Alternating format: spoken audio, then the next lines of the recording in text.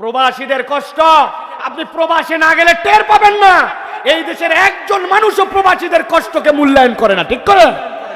পেলায় পরে 2.5%, পেলায় পরে অমুক %, পেলায় পরে প্রণোদনা ডলার কামানোর জন্য ওই মানুষের ডাকাতি করা হয়, ওই পাসপোর্ট বানানোর সময় অন্যায় আচরণ করা হয়, এয়ারপোর্টে লাগেজের সাথে, বিমানে, ভিতরে বাইরে। আমি নিজে চোখে দেখেছি, মানুষ বলে তাদেরকে গোনে না, ঠিক কিনা?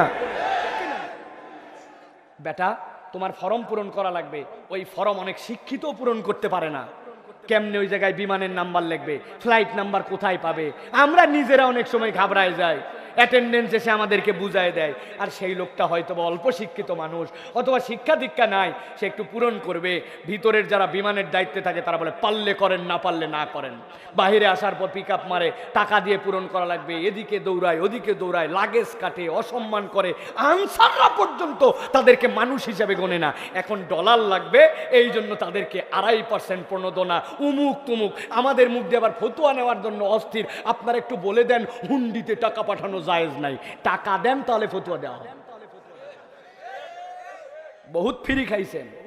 এদের সাথে ভালো আচরণ করেন, এদের উপযুক্ত মূল্যায়ন করেন, এদের পরিবার পরিজনের খবর নেন।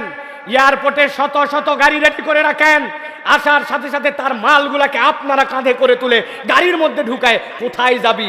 আরো 2000 টাকা নিয়ে, এখনো তো তুমি ডলার রিয়াল ভাঙাতে পারো নি, এটা হাত খরচ করো, রাস্তায় খায়ো, আর এই গাড়ি তোমার ওখানে পৌঁছায় দিয়ে আসবে। ড্রাইভারকে কোনো বকশিস ফকশিস পর্যন্ত দেওয়া লাগবে না।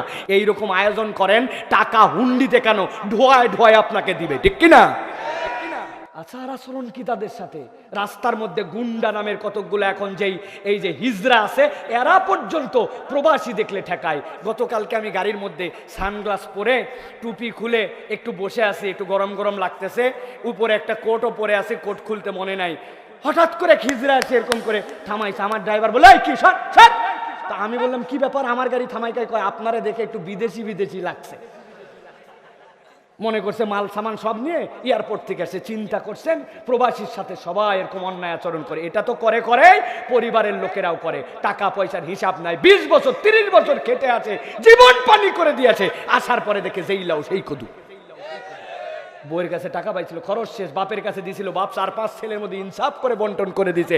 বাপ অনেক সময় জালেম হয়ে যায়, স্ত্রী জালেম হয়ে যায়, সন্তান পিক আপ নিয়ে ঘুরে। তুমি জানো না তাদের প্রত্যেকটা পয়সা কত কষ্ট করে কামাই করতে হয়, ঠিক কিনা? পোশাক কিনছে একটা আরমানি থেকে, ক্যাপ কিনছে একটা অ্যাডিডাসের, জ্যাকেট কিনছে একটা, বাহিরে দুবাই থেকে বাপ পাঠাইছে, হাতে আছে আইফোন, উনারে আর পাইকে উরি বাবা, হাঁটা চলার মোশন স্টাইল, পিক আপ আছে না? বাপ মা কষ্ট করে পাঠায়, এখানে ভুটানি মারে, মনে করে যে আমেরিকায় থাকলে, দুবাইয়ে থাকলে, কাতারে থাকলে, এই আসমানে অনেক গাছ লাগানো আছে না, উড়ে টুরে যায়, ওদের টাইম নাই, ওইগুলা মাটিতে পড়ে, বাঙালি খালি কুড়ায় আর বাড়িতে পাঠায়, আর সিলেটে না। তাই তো, টাকা তো এরকম করে আসে, তাই না? উড়ানোর ঢং দেখলে তো তাই মনে হয়। ওই জায়গার থেকে সিএনজি আসছে, লাইনের সিএনজি, 3 জন সিএনজিতে উঠা যায়। ওর বাপ টাকা পাঠায়, পিছনের সিটে উঠে বলছে, আর একজনও নিবি না, সব টাকা আমি একাই দেবো। কে রে ভাই, তোর এত ভাব কেন? এত ভাব কেন তোমার? এরকম ভাব মারা লোক এই এলাকায় অনেক, ঠিক কিনা?